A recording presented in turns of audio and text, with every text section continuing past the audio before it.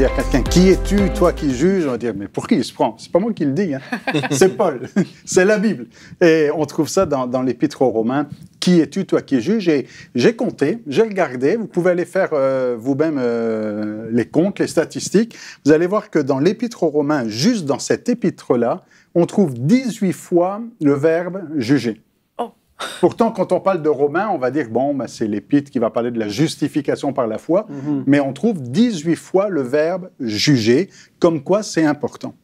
Et la pensée de l'apôtre Paul est simple, c'est celle-ci, quand tu juges, tu prends la place de Dieu. C'est Dieu qui juge, et quand toi tu juges, tu te prends pour Dieu. C'est ce qu'il dit directement, Romains 14, verset 4, « Qui es-tu, toi qui juges un serviteur d'autrui ? S'il se tient debout ou s'il tombe, cela regarde ton maître. » On dirait aujourd'hui, ça ne te regarde pas, ce n'est pas tes affaires, c'est l'affaire de Dieu, mais il se tiendra debout, car le Seigneur a le pouvoir de l'affermir. Donc l'homme n'a pas à juger ce qui ne lui appartient pas. C'est Dieu le juge, et trop souvent, et malheureusement, bon, là je fais référence à mes longues années d'expérience et à mon âge avancé, malheureusement, il y a trop de jugements, et on voit trop de gens qui se prennent pour Dieu quelque part et qui vont juger, pointer du doigt les autres en disant « mais ça c'est pas correct, ça c'est pas normal ». Alors ça peut être entre frères et sœurs, ça peut être avec des ministères aussi. On va sur Internet, on dit « mais c'est quoi ce pasteur, qu'est-ce qu'il fait, c'est quoi ça, il y a une femme qui prêche, c'est quoi ses affaires, c'est quoi c'est... » Et même les pasteurs et les ministères entre eux aussi des fois, et c'est triste de voir ce genre de situation.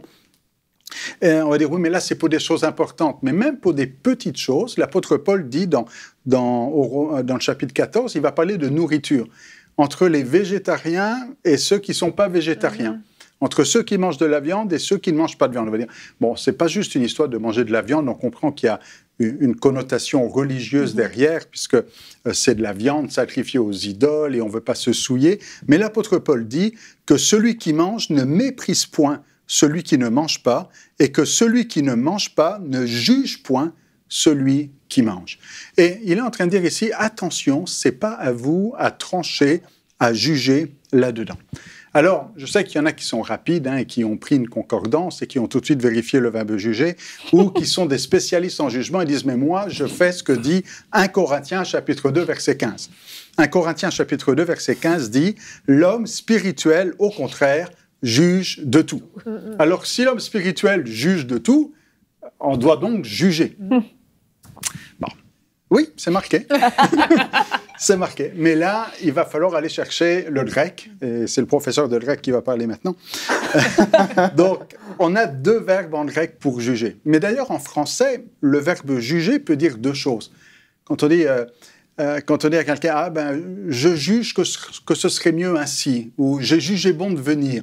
On comprend que le verbe juger ici va parler plus de discernement, de dire, bon, ben, on trouve que c'est la bonne chose à faire, et c'est donc du discernement, c'est une prise de décision par rapport à ce qui est bien et ce qui est mal.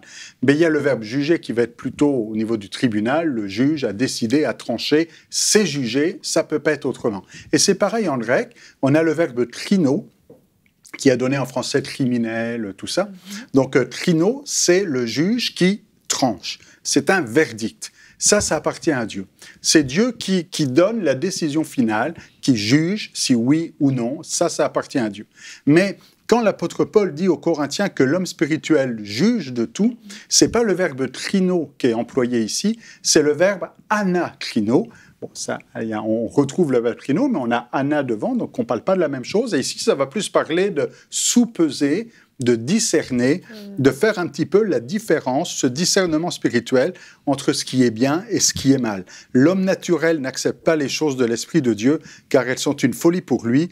Il ne peut les connaître parce que c'est spirituellement qu'on en juge. Et là, c'est le anatrino qui est utilisé ici. Alors, l'homme spirituel aujourd'hui doit être capable de juger dans le sens discerner ce qui est bien et ce qui est mal, mais ne doit pas se prendre pour le juge, à pointer du doigt quelqu'un et à dire ça c'est correct, ça c'est pas correct. Et malheureusement, on a besoin peut-être, et je m'adresse directement à ceux qui m'écoutent, il y a peut-être besoin de repentance aujourd'hui et avec lucidité reconnaître qu'on juge facilement. Et on juge vite ou on juge trop vite, dépendamment des contextes. Je sais qu'il y a des pays, je fais une allusion pour les Français ici, les Français, ils jugent, peut-être plus que dans certains pays. Enfin, j'ai voyagé sur 3 continents, 4 continents, et je me suis rendu compte qu'en France, on a une capacité à juger assez facile. Dans d'autres pays, on va être plus tempérant et on ne va pas juger aussi. Bon, les Français ont inventé la Révolution, il y a peut-être une raison pour ça.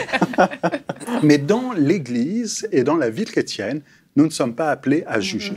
Alors que c'est peut-être plus difficile quand on a un héritage culturel, mais on est appelé à encourager, à fortifier.